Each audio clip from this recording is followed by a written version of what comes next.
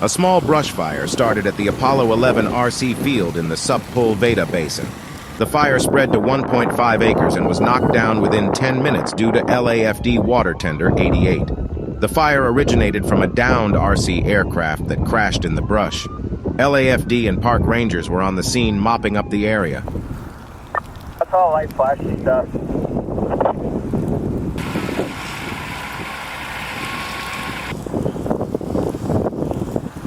Yeah, Alpha from IC, just to confirm, according to our...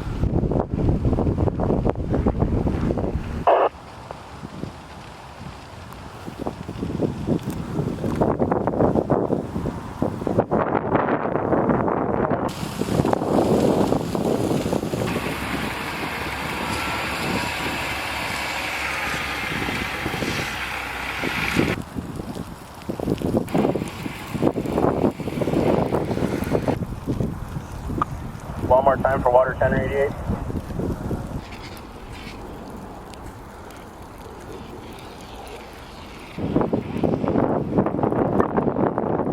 Yeah, Woodley IC from